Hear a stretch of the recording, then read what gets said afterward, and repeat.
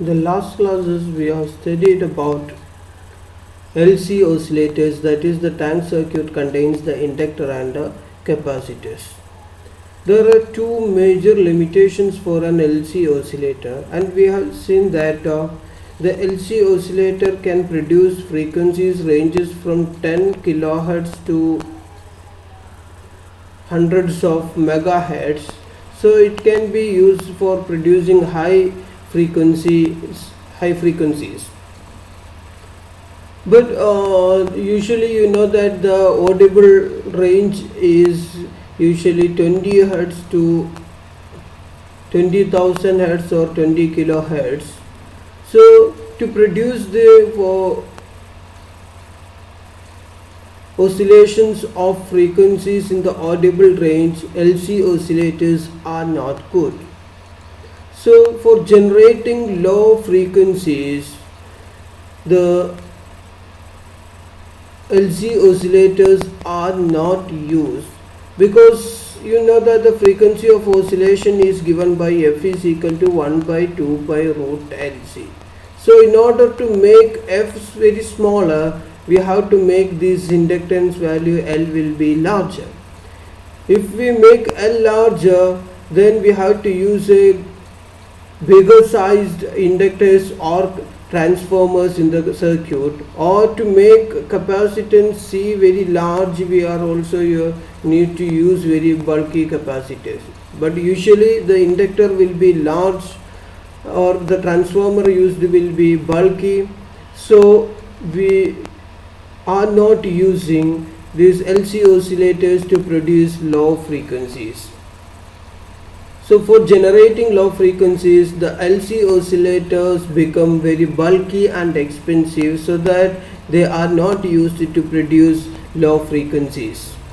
And also these LC oscillators suffers from frequency instability and a poor waveform. The waveform will not be that much exact sinusoidal waves. Some distortions can be seen in the waveform when we are using the LC oscillators.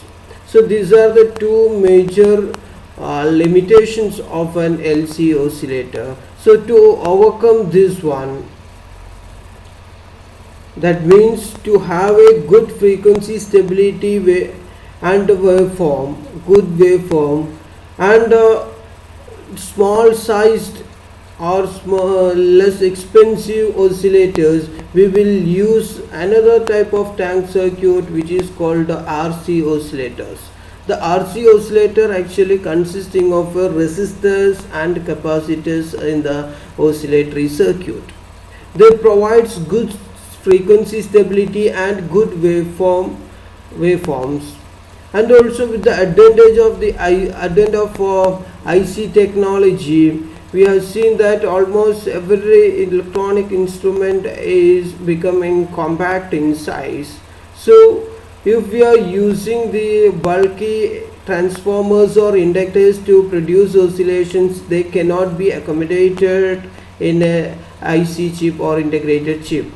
But RC network is very small because it contains only small resistances and capacitors.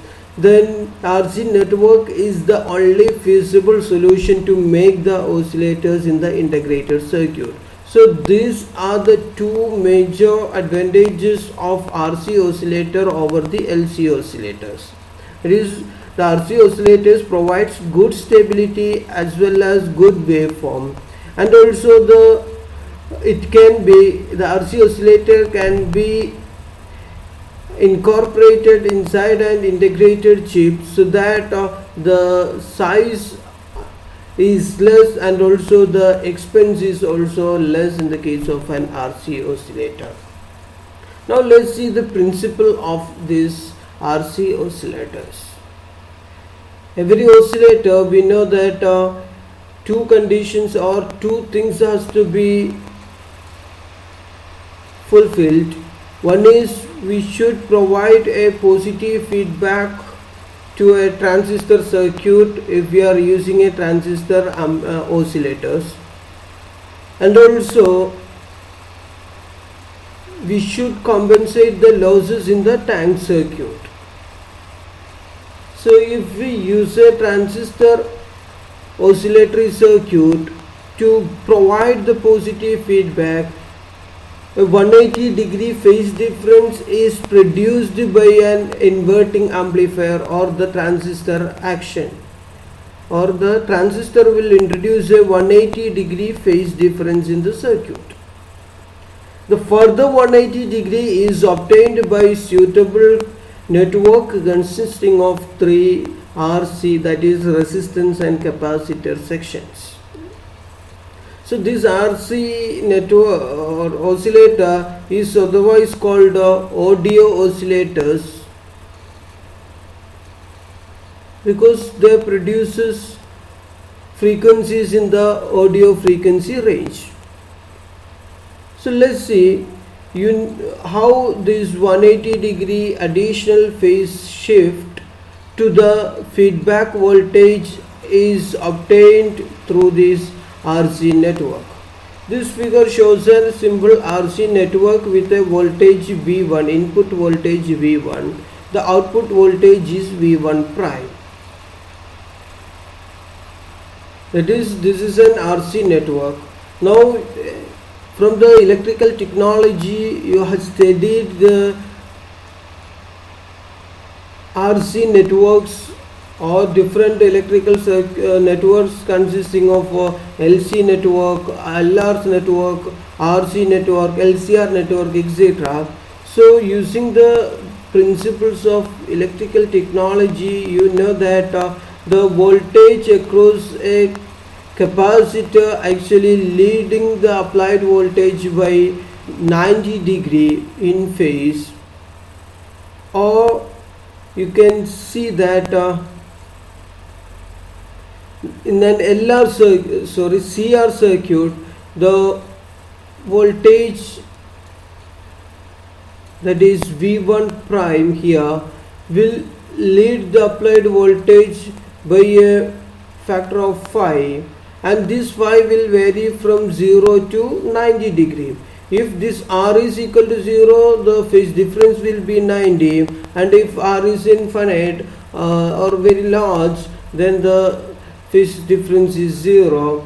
So but making R is equal to 0 is not convenient. So what we will do is we will use 3 sections of RC network. Each section of RC network will produce a phase difference of 60-degree each. So by suitably adjusting the value of R, we can make this phase difference of each CR network 60-degree, because the net phase difference phi is given by, for an RC network, is phi is equal to tan inverse 1 by C omega R. So by suitably making this R, changing this R or suitable choice of R, we can make this phi as 60-degree. So if each network introduces a 60-degree phase difference, then this entire RC network consisting of 3 different sections will introduce a total of 180-degree phase difference. So a 180-degree phase difference is obtained by the transistor action, and another 180-degree phase difference is obtained through the oscillatory circuit consisting of these 3 RC networks. So we can say that the voltage fed back to the input of this transistor will be in phase, or we can say that positive feedback has been obtained here. So this is the basic principle of a RC oscillator. There are different types of RC oscillators, namely RC phase shift oscillator, the Wein bridge oscillator,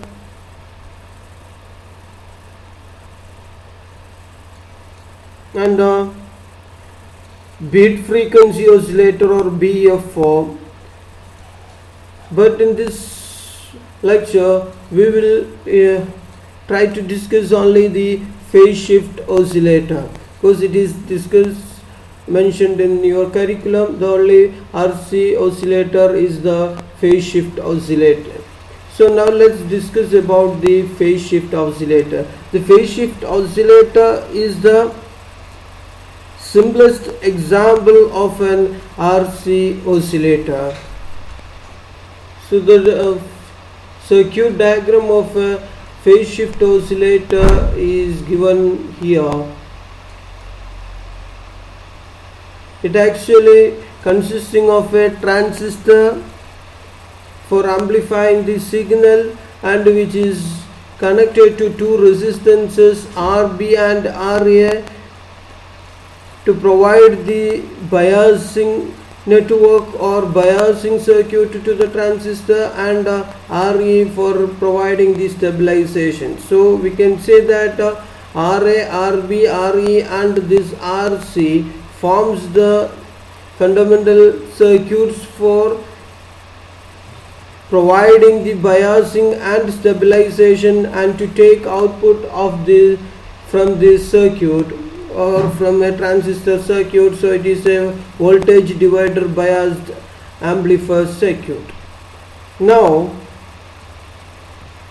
this C out is used to couple the transistor output to the load, and the emitter capacitor CE is used to bypass the AC signal. And if you consider this part,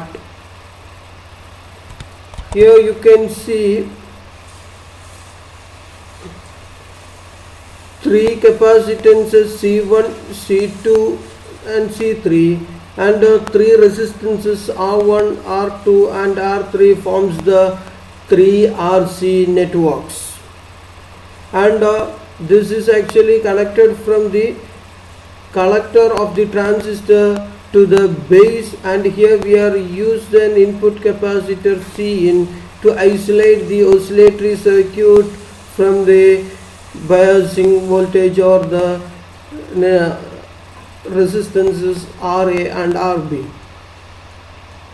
So now if we come to this part, the oscillatory part, here you can see that C1R1 forms the first RC network, C2R2 forms the second, and R3C3 forms the third RC network. This C1R1 produces a phase difference of 60 degree, and C2R2 produces another 60 degrees. So we will have a 120 phase difference here, and at this point we will have a total of 180 degree phase difference. So when the voltage, when the VCC is switched on,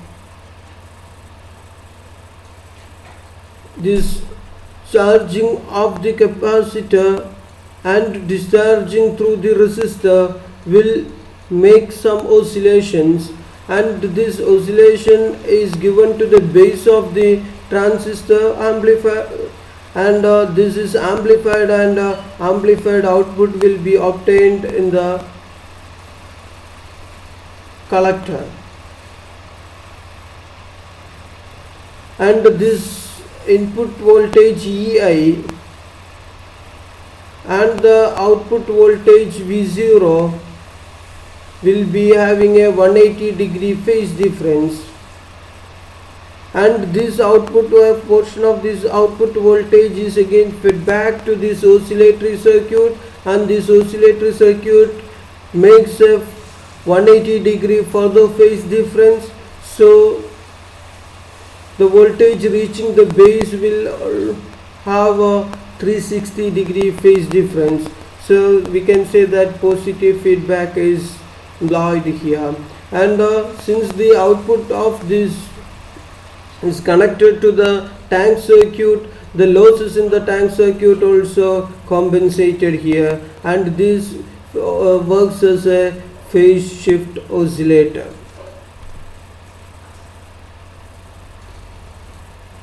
Now if we consider the frequency of the oscillation of this circuit.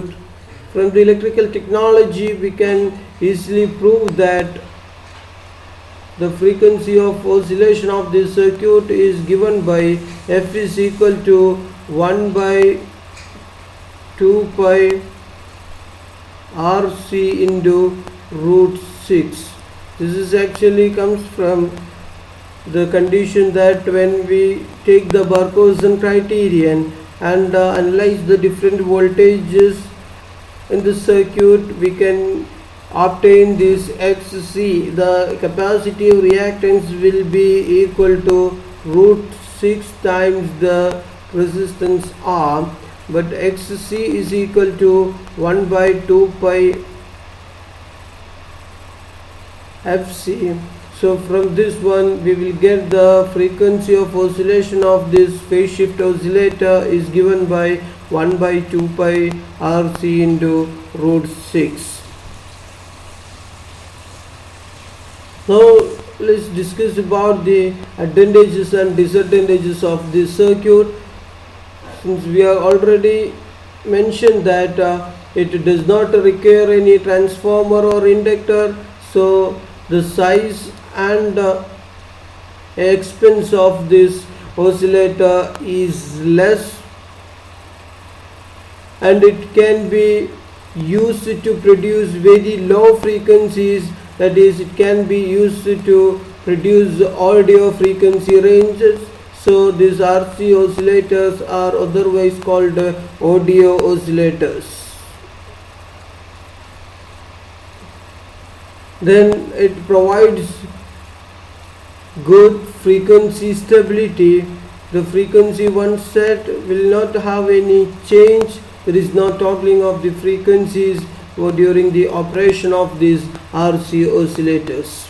So these are the advantages of an RC oscillator. The disadvantage is that it is very difficult for the oscillations to start as the frequency is generally small, because this is used to generate small frequencies. So since the frequencies are very small, it is difficult to start the oscillations. And also we can see that the feedback circuit contains 3 RC networks. So or the output voltage is fed back to the circuit through this tank, and which contains 3 RC networks. So the feedback voltage will be very small. That's why the output voltage will also be very small. So if we are comparing with the LC oscillators, the amplitude of the oscillations produced by the RC oscillator is very small. So these are the two disadvantages of RC oscillators. That's all about the RC oscillator. Thank you.